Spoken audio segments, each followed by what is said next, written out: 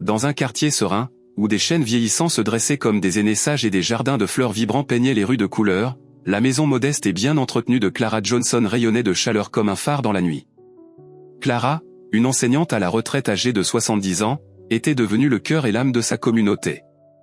Vénérée pour sa gentillesse, elle passait de nombreuses soirées sur son porche, saluant ses voisins avec un sourire inébranlable qui pouvait illuminer même les jours les plus sombres.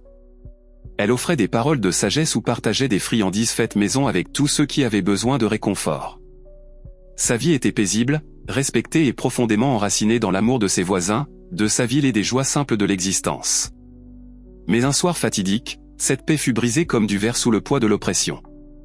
L'agent Brad Taylor, tristement célèbre pour ses tactiques policières autoritaires et ses remarques ouvertement racistes, rôdait dans la zone. Sa réputation était importante, c'était un homme qui utilisait l'autorité non pas comme un bouclier pour protéger mais comme une arme pour intimider. Les minorités du quartier ne connaissaient que trop bien l'aiguillon de son hostilité. Cette nuit-là, son regard se tourna vers Clara alors qu'elle était assise paisiblement sur son porche, une femme dont la simple présence semblait l'offenser simplement parce qu'elle représentait la dignité, la grâce et la résilience. Taylor s'est approché de chez elle sous prétexte d'une patrouille de routine, même si son langage corporel criait à la méchanceté.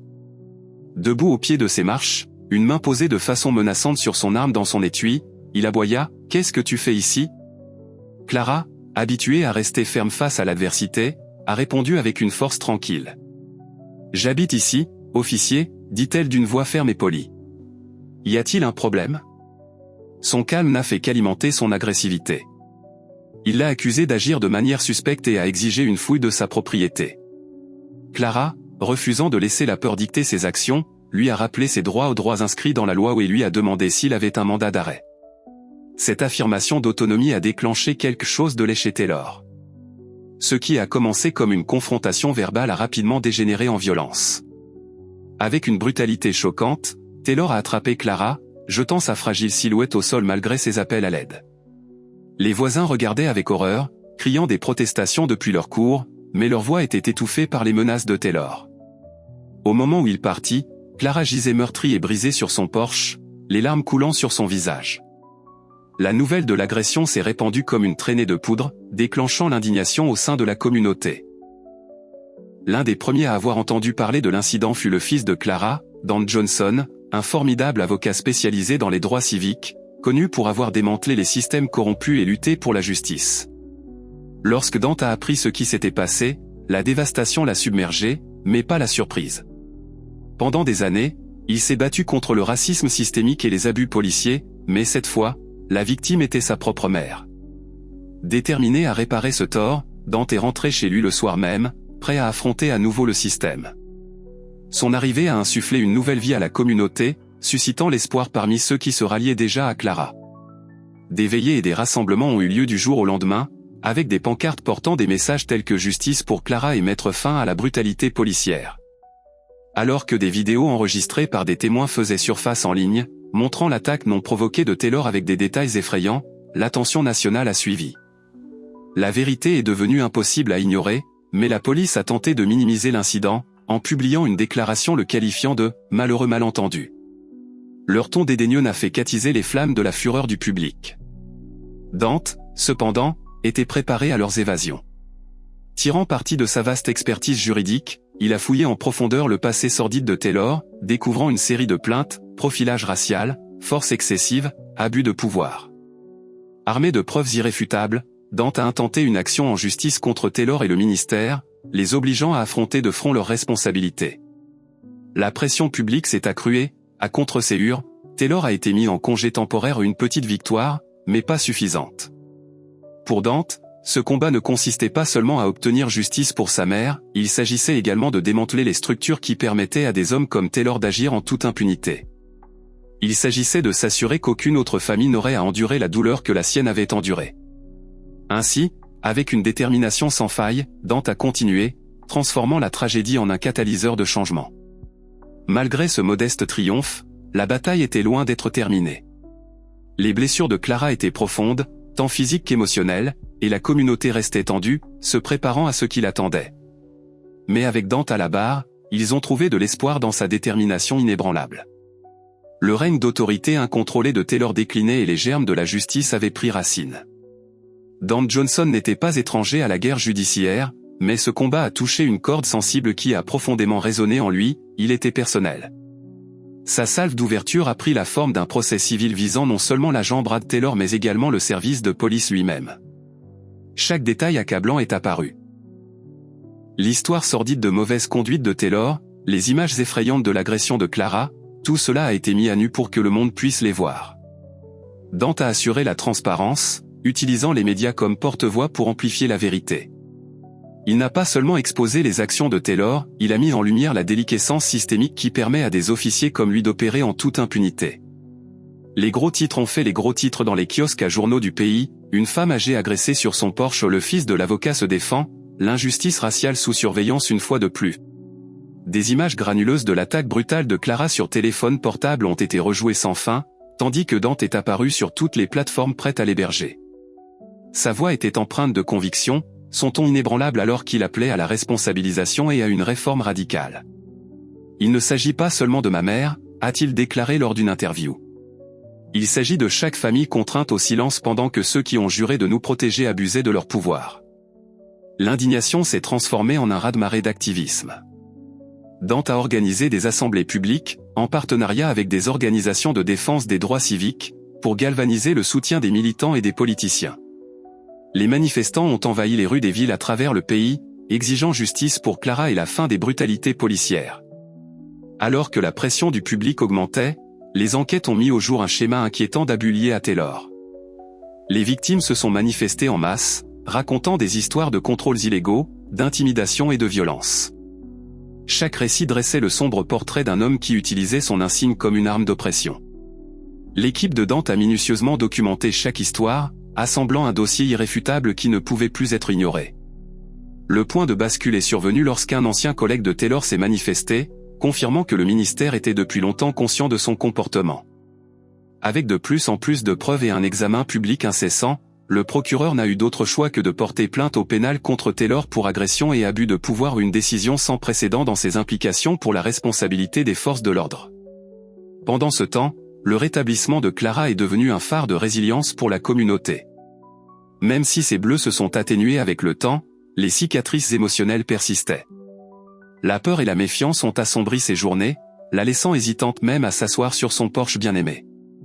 Mais Clara refusait de céder.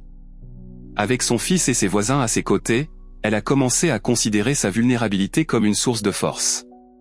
Son courage a inspiré les autres, déclenchant une vague de soutien. Les écoles l'ont invitée à parler et les enfants l'ont écoutée, les yeux écarquillés, raconter son parcours de survie et d'espoir. L'histoire de Clara est devenue un cri de ralliement, prouvant que même face à la cruauté, l'esprit humain peut triompher. À la fin, le nom de l'officier Brad Taylor était devenu synonyme de honte. Dépouillé de son insigne et condamné à la prison, son héritage fut celui de l'infamie. Clara, changée à jamais, se tenait plus grande que jamais, sachant que sa douleur avait déclenché un feu qui ne pouvait pas être éteint. Le jour du verdict, la salle d'audience était pleine d'impatience. Reporters, militants et membres de la communauté ont rempli la salle, attendant que justice soit rendue. Au centre de tout cela se trouvait Dante Johnson, attirant l'attention par sa présence. Ses arguments étaient tranchants, son ton résolu et ses preuves irréfutables.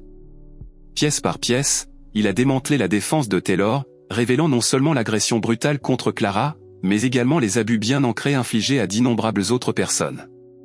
Témoins sont venus à la barre, d'anciennes victimes, des collègues officiers, des hauts fonctionnaires qui avaient fermé les yeux. Des séquences vidéo et des enregistrements internes accablants ont révélé un homme qui se croyait intouchable. Il ne s'agit pas seulement d'un insigne, a proclamé Dante dans son plaidoyer final.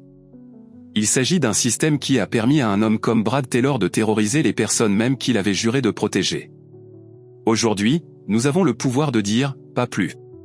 Le jury a rendu son verdict rapidement, coupable de tous les chefs d'accusation, agressions, abus de pouvoir et multiples violations des droits civiques.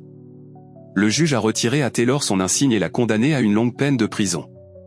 Des acclamations ont éclaté dans la salle d'audience tandis que Clara, assise au premier rang, versait des larmes de soulagement. Mais la victoire s'étend au-delà du procès. Cela a déclenché une enquête fédérale sur le service de police, qui a abouti à des réformes radicales, formation anti-préjugés, responsabilisation accrue et licenciement des agents ayant des antécédents de mauvaise conduite. Pour la première fois depuis des décennies, la communauté a entrevu de l'espoir dans un système qui les avait longtemps trahis.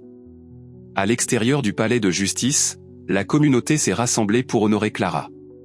Son courage était devenu un symbole de résilience et de changement. Voisins, amis et étrangers se sont réunis pour célébrer sa force. Lors d'une cérémonie tenue en son honneur, le maire l'a déclaré « Journée Clara Johnson », dévoilant une plaque dans le parc communautaire pour commémorer son courage et le mouvement qu'elle a inspiré. Profondément ému par cet élan de soutien, Dante a annoncé la création de la fondation Clara Johnson. L'organisation lutterait contre l'injustice raciale et la brutalité policière, en offrant une aide juridique aux victimes et en plaidant pour un changement systémique à l'échelle nationale. Clara, humble mais résolue, y a vu un moyen de transformer sa souffrance en but. Dans les derniers instants, la boucle est bouclée. Brad Taylor, désormais prisonnier, était assis seul dans sa cellule, regardant un reportage sur le lancement de la fondation. À l'écran, Clara et Dante se tenaient bras dessus bras dessous, entourés de supporters enthousiastes. Le regret tordit le visage de Taylor lorsqu'il réalisa l'ampleur de sa chute. Non seulement il avait perdu sa liberté, mais il était également devenu un catalyseur de changement qu'il ne pourrait jamais annuler. Pendant ce temps, Clara et Dante ont célébré leur victoire durement gagnée lors d'une fête de quartier communautaire.